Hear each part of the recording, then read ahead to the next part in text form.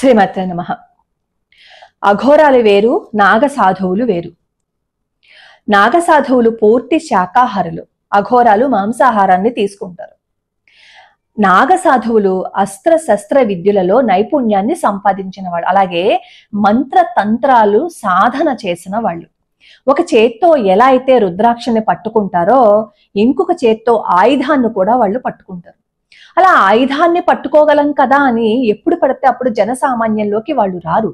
ఔరంగజేబు మన దేశం మీదకి యుద్ధానికి వచ్చినప్పుడు, అలానే అక్బరి పరిపాలిస్తున్న సమయంలోనూ ఇలా కొన్నిసార్లు మన భారతదేశానికి ధర్మానికి గ్లాని ఏర్పడుతోంది అని అన్నప్పుడు ఈ నాగసాధువులు వచ్చారు, ధర్మాన్ని రక్షించారు, ఆడపిల్లల్ని రక్షించారు, గోమాతలని సంరక్షించారు. పని అయిపోయిన తర్వాత వాళ్ళు వెళ్ళిపోయారు. జనసామాన్యంలో తిరగరు, వాళ్ళు ఉండరు కూడా. ఇప్పుడు కుంభమేళాకి ఎంతమంది నాగసాధువులు వచ్చారు, ఎక్కడి నుంచి వచ్చారు అనేది ఎవరికీ తెలియదు. ఇంతకాలం ఇన్ని లక్షల మంది ఎక్కడ ఉన్నారు అనేది కూడా ఎవరికీ తెలియదు. అంటే వాళ్ళు రహస్యంగా అరణ్య ప్రాంతాల్లో సాధన చేసుకుంటూ ఉంటారు. వాళ్ళ కర్తవ్యాన్ని నిర్వర్తించాలి అనే సమయం వచ్చినప్పుడు వాళ్ళు ఆటోమేటిక్ గా బయటకు వస్తారు, కానీ ఎప్పుడు పడితే అప్పుడు రారు. ఇప్పుడు ఈ మాట అంతా నేను ఎందుకు చెప్తున్నాను అంటే, అఘోరా అని ఈ మధ్య కాలంలో మనం ఈ సామాజిక మాధ్యమంలో చూస్తున్నాం. మొన్న భాగ్యనగరంలో కూడా ఒక దేవాలయాన్ని ధ్వంసం చేసినప్పుడు అక్కడికి వచ్చి, నేను దేవాలయాల్ని సంరక్షిస్తాను, ఆడపిల్లలకి అండగా ఉంటాను, గోమాతల్ని సంరక్షిస్తాను, సనాతన ధర్మాన్ని కాపాడడం కోసం నేను వచ్చాను అని అన్నారు ఒక అఘోర.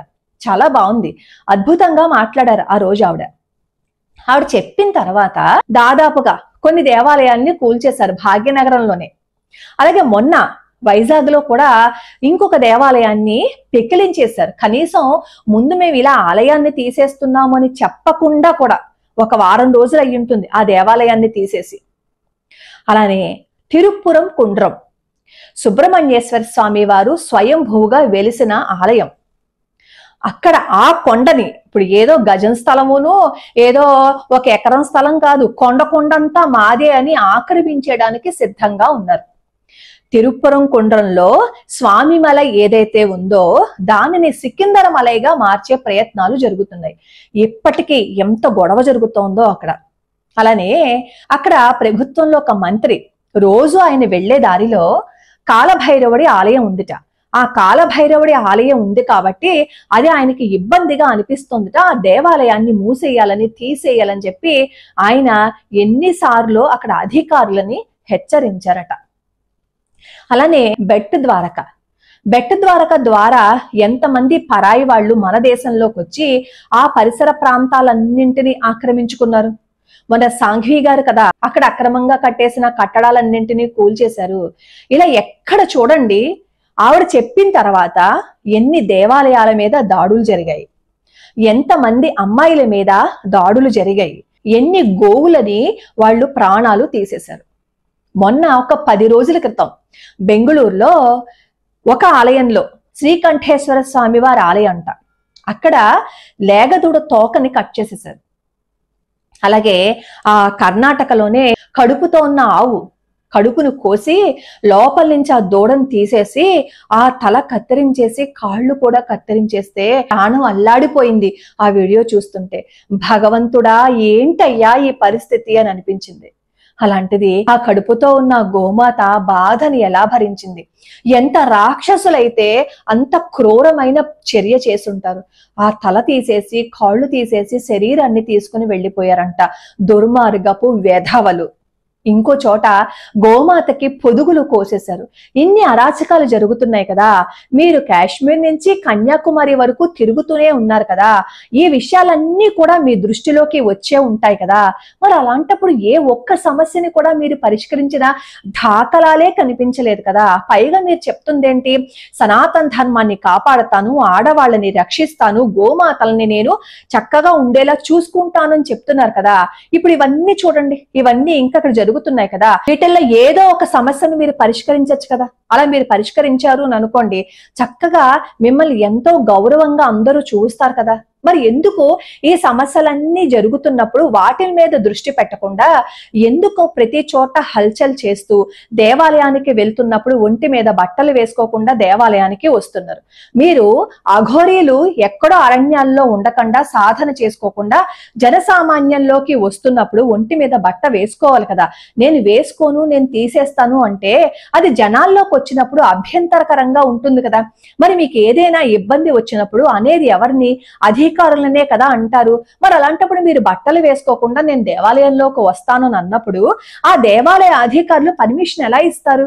వాళ్ళు పర్మిషన్ ఇవ్వలేదని చెప్పి అక్కడ మీరేమో గొడవ పెట్టి అక్కడ అందరినీ తిట్టి కత్తితో అక్కడ అందరినీ బెదిరించారు అంటే మరి మీరు సనాతన ధర్మాన్ని కాపాడుతున్నాను అన్నప్పుడు అసలు మీ చేతిలోకి అంత పెద్ద కత్తి ఎలా వచ్చింది?